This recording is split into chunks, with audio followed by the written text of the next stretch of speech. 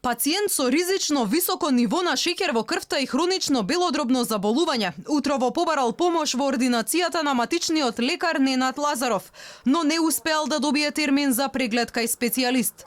Ова е само еден од бројните пациенти кои секојдневно бараат слободни термини за преглед, контрола и скрининг за болести и диагнози кои во време на корона власта ги заборави како да не постојат, но термини во системот нема. Лазаров вели долгиот период во кој стагнираа редовните прегледи допрва ќе удри врз здравието на граѓаните. Јас денес имав диабетичар со 20 гликемија, не постои редовен термин, со приоритетен термин голема е веројатноста дека воопшто нема да биде прегледан тој пациент, бидејќи де факто поприоритетни ќе има од него.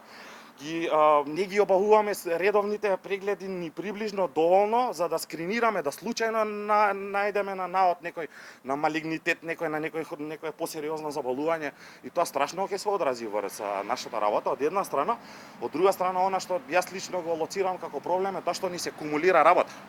Значи не можеме ние да не ги лекуваме, не е само ковид, има се друго. Како ќе го вратиме ние тоа во нормала, јас на вистина не знам, кога ни престои една сезона катастрофална. Лазаров е согласен дека здравството е во колапс и оти тоа и пред пандемијата не функционирало нормално. Вели граѓаните веќе наталожиле гнев од пандемијата со коронавирусот која трае со месеци, но и од лошите политики на надлежните.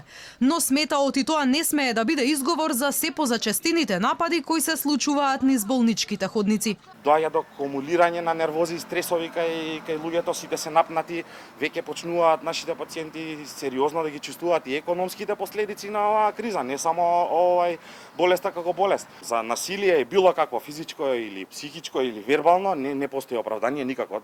Постојат институции и треба да се решат работите институционално. Граѓаните од ден на ден се повеќе револтирани од здравствениот систем. Уште од март месец откако почна корона пандемијата во земјава е ставен единствено во функција на ковид позитивни пациенти.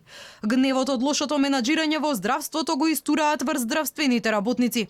Пред 2 дена доктор на токсикологија беше физички нападнат бидејќи пациентот го препратил на друга клиника. Во Струмица пак 20 мажи насилно извадиле тело на починат пациент, оти не сакале тој да биде тестиран за корона.